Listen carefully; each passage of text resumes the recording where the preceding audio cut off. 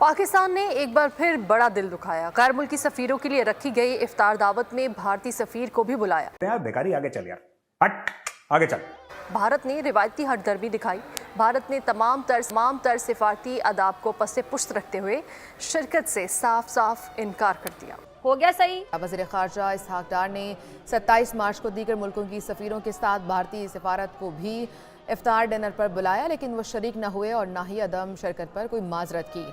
एक कितनी बड़ी एम्बैरेसमेंट है डिप्लोमेटिक फ्रंट के ऊपर पाकिस्तान के लिए। जब से आंखें खोली हैं यही सुनने को मिल रहा है। भारतीय वज़ीर ख़ारजा जयशंकर ने सिंगापुर में मीडिया से गुफ्तगू करते कहा कि दहशत गर्दी का वावेला किया और पाकिस्तान से मुज़ाकरात से भी इनकार कर दिया। भारत का, हिंदुस्तान का ताजर भी यही चाहता है। शहबाज सरकार उसने इंडिया के सामने सरेंडर करने के लिए पूरी तैयारी कर ली है। तमाम तर डिप्लोमेट्स को शहबाज शरीफ हुकूमत ने बुलाया, लेकिन उनमें जो सफारतकार हैं, जो इंडियन डिप्लोमेट्स हैं, वो वहां पर मौजूद नहीं थे।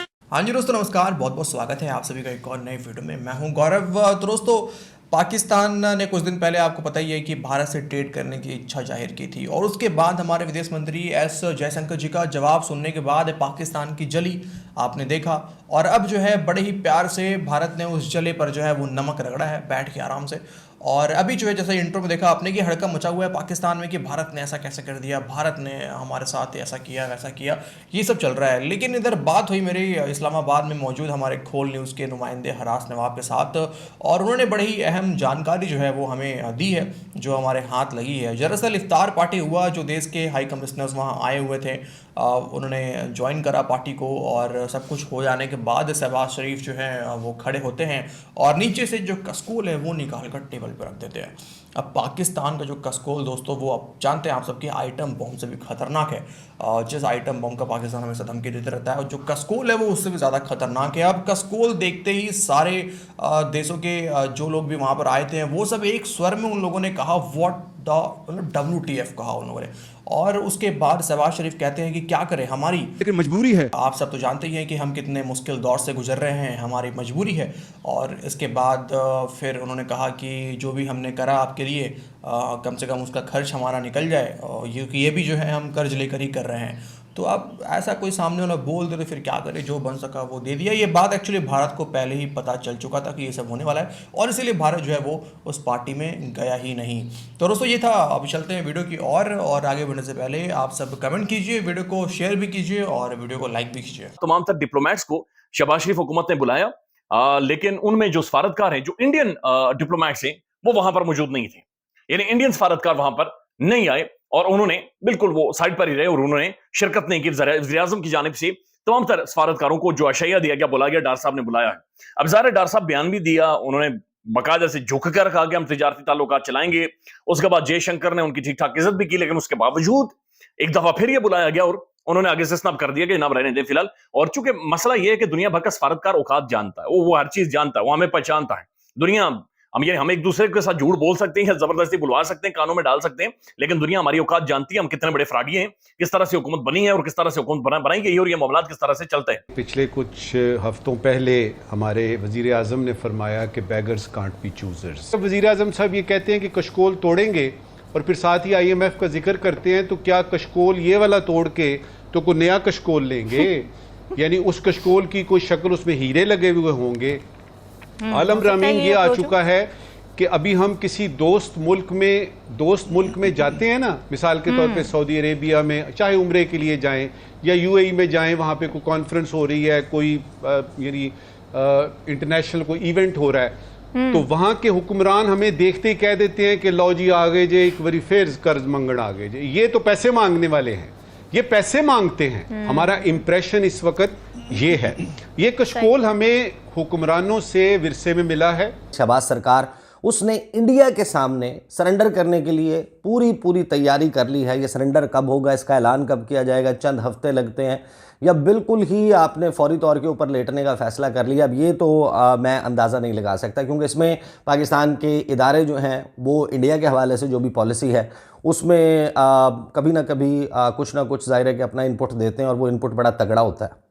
तो क्या पाकिस्तान के इदारे शहबाज सरकार को ये अलाउ करेंगे जो वो करना चाह रहे हैं? इसके ऊपर तो ज़ाहिर है कि मैं अपना अंदाज़ा जो है वो नहीं लगा सकता। हो भी सकता है कि वो इस तमाम मामले को ऐसे ना होने दें, और ये भी हो सकता है कि उनकी अपनी ख्वाहिश या अपनी मंशा हो कि ऐसे हो जाए। इंडिया के जो वज़ीर ख़ारजा हैं इसहाक डार साहब के हम मनसब सुब्रमण्यम जयशंकर, वो सिंगापुर में मौजूद थे, और पाकिस्तान के मौजू के ऊपर जब बात हुई तो उन्होंने जो गुफ्तगू की है वो बिल्कुल वही था जिसकी एक्सपेक्टेशन थी। मुझे अंदाज़ा था कि जयशंकर ने क्या बात करनी है पाकिस्तान के हवाले से, और जयशंकर ने अभी तक इसहाक डार साहब को उनका ओहदा संभालने की, फ़ॉरेन मिनिस्ट्री पर आने की ना तो मुबारकबाद दी है, ना ही इस ख्वाहिश का इजहार किया है कि मैं आपसे को मुलाकात करना चाहता हूँ। पाकिस्तान और इंडिया के साथ जो दरमियान ताल्लुकात हैं उसमें कोई चीज़ें बेहतर करने की ज़रूरत है, मुज़ाकरात करने की ज़रूरत है, इस किस्म की किसी ख्वाहिश का इजहार नहीं किया। लेकिन इसहाक डार साहब को थोड़ी सी जल्दी थी, उन्होंने फरमा दिया कि जनाब हमने इंडिया के साथ कोई तजारत खोलनी है। अच्छा, इस मामले पर आने से पहले कि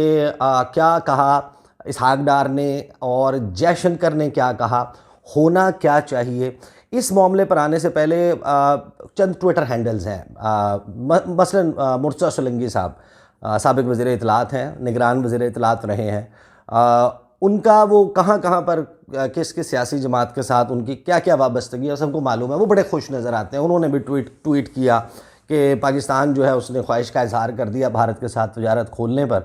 और कामरान खान साहब जो हैं उन्होंने एक ट्वीट किया है और वो बगले बजाते हुए नज़र आ रहे हैं, बहुत ज़्यादा खुश हैं। उनके शायद पाँव जो हैं वो ज़मीन पर नहीं टिक रहे।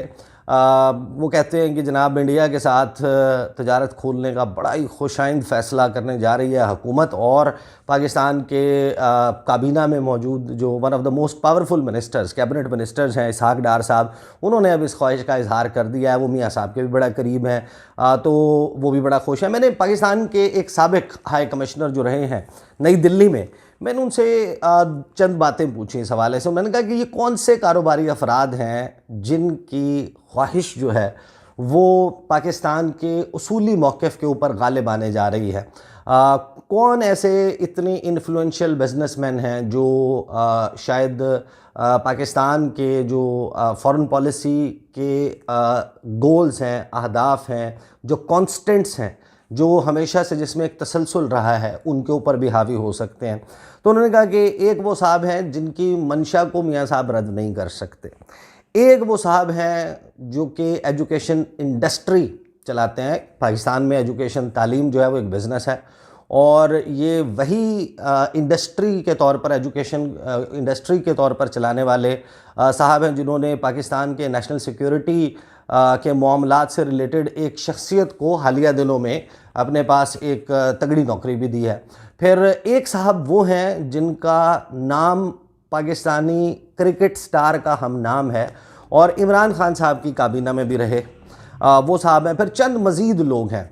उसके अलावा आप जो कारोबारी अफराद जिनकी आप बात कर रहे हैं वो बेसिकली हैं जिन्होंने शुगर मिलों के प्लांट इंपोर्ट करने हैं। हाँ जी दोस्तों, ये था आज का वीडियो। और जैसा कि आपने देखा कि पाकिस्तान जो है वो हर तरफ से जो है भारत से ट्रेड करने के लिए मरा जा रहा है। वो पाकिस्तान के आप बड़े बड़े पत्रकारों की बात करें या फिर पाकिस्तान के जो बिजनेसमैन हैं वो खास करके प्रेशर बना रहे हैं इस गवर्नमेंट के ऊपर कि भारत से किसी भी हाल में जो है वो ट्रेड जो है वो शुरू करा जाए, क्योंकि पाकिस्तान का हाल ऐसा हो चुका है कोई पाकिस्तान में पैसा लगाने को तैयार नहीं है। चाइना जो है अटैक हुआ, उसके बाद चाइना ने भी काफ़ी जगहों पे काम बंद कर दिया है। काफ़ी चाइनीज़ जो हैं वो वापस जो है चाइना भाग गए हैं। और आप सब जानते ही हैं कि चाइना कितना डरपोक है इन मामलों में, क्योंकि चाइनीज़ को इन चीज़ों की आदत अभी नहीं है। तो इस वीडियो में इतने दोस्तों, कमेंट कीजिए, आगे बढ़ते हैं। आपसे मिलते हैं जल्दी किसी और लेटेस्ट वीडियो में। अपना ख्याल रखिए। जय हिंद।